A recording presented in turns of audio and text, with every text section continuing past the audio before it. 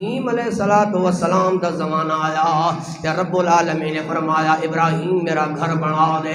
حضرت ابراہیم گھر پہ بنا دینے ایک خلا چھوڑ دیتا ہے تاکہ پتھر رکھا جائے، آن والے حاجی جدو حج کریں نہ تے ست چکران دا اندازہ ہو جائے، پتھر پہ تلاش کر دینے۔ آپ فرمایا بیٹا اسماعیل جا پتھر تلاش کر کے آنا۔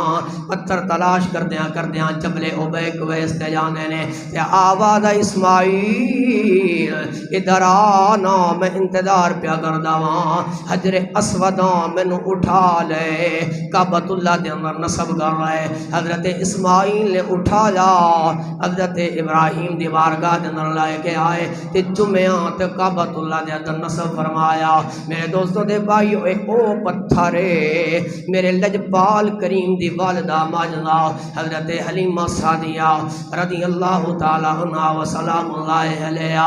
آپ فرمانیاں نے جدو میں سونے نو بچپن دے اندر چکیا نا تے میں کعبۃ اللہ جو باہر نکلن لگی تے خیال آیا حلیمہ سامان دا پتہ کو نہیں، شاید اگلا سال نصیب ہوئے نہ ہوئے، کعبۃ اللہ نو طواف کر دے جا تے حجر اسود دے بوسے دینے جا۔ فرمانیاں میں واپس آئیاں میں حجر اسود دا بوسا دیتا ہے تے میں ارادہ کیتا ہے حضرت محمد مصطفیٰ نو بھی قریب کراں کہتا کہ آپ بھی بوسا لے لین، پتھر دیوں، پتھر نشان ود جائے۔ میرے دوستوں دے بھائیو میں گل اپنی نہیں پیا کردا، قاضی ثناء اللہ پانی پتی تفسیر مظہری دے اندر لکھ دینے حلیمہ سعدیہ فرمادیاں نے میں اچانک آقا نو اٹھایا، میرے آقا دا بچپن ہے تے میں حیران ہو گئے، میں کی ویکھیا کعبۃ اللہ دی دیوار پھٹ جاندی ہے، پتھر باہر آ جاندا ہے، میرے آقا دے ہونٹاں تے بوسے لین لگ پیا ہے۔ عقل انسانی توڑی سوال دے کرے گی اے پتھر کس طرح ہونٹ ہو سکتے ہیں، بوسے کس طرح لے سکتا ہے؟ بوسے تے او لے سکتا ہے جدے ہونٹ موجود ہوئے، جدی اکھاں ہوئے وہ دیکھن والا ہوئے۔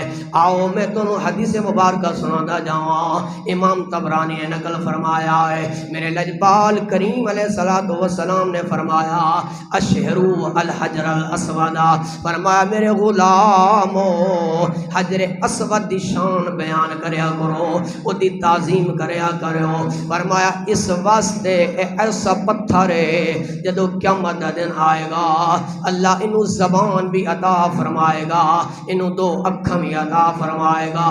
جنہیں حجر اسود نال پیار کی دانا، جنہیں حجر اسود دا استعلام کی دائنا، میرے لجپال کریم نے فرمایا جدو قیامت دا دن آئے گا جنہوں نے حجر اسود دے بوسے لینے استعلام کی دا، اللہ دی بارگاہ دے اندر وہ حجر اسود عرض کرے گا مولا مولا اے میرے نال پیار کرن والے نے، مینوں بوسے دینا والے نے، میں تیری بارگاہ دے اندر عرض کردا ہاں جنت عطا فرما دے۔